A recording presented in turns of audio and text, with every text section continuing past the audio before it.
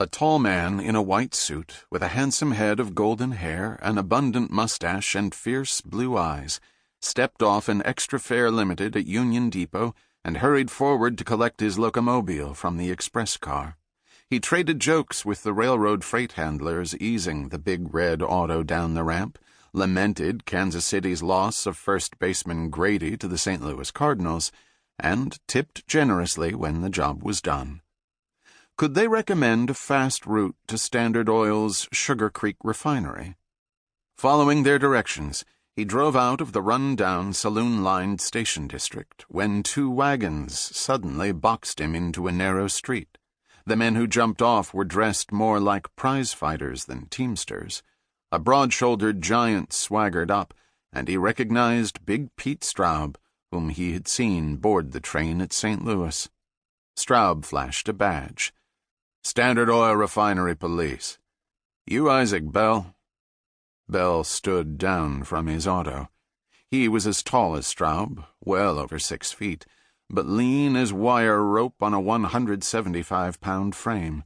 A head held high and a self-contained gaze signified life at full tide. Straub guessed his age at around 30. "Go back where you came from." "Why?" Bell asked nonchalantly. "There's nothing for you in Kansas. We'll fire any man who talks to you, and they know it." Bell said, "Move your wagon." A haymaker punch flew at his face. He slipped it over his shoulder, stepped in to sink left and right fists deep, and stepped back as quickly. The company cop doubled over. "Get him!" Straub's men charged. An automatic pistol with a cavernous muzzle filled Bell's hand, sudden as a thunderbolt. "Move your wagon." They sold gasoline in the freight yards. A hardware store supplied spare tubes and tires, a tow rope, cans for water, motor oil, and extra gasoline, a bedroll, and a lever-action Winchester repeating rifle in a scabbard, which Bell buckled to the empty seat beside him.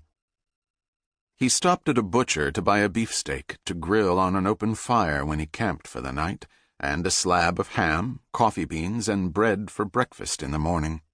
Downtown Kansas City was jammed with trolleys, wagons, and carriages, and fleets of brand-new steam, electric, and gasoline autos. Finally clearing the traffic at the edge of the suburbs, he headed south and west, crossed the state line into Kansas, opened the locomobile's throttle and exhaust pipe cutouts, and thundered onto the prairie.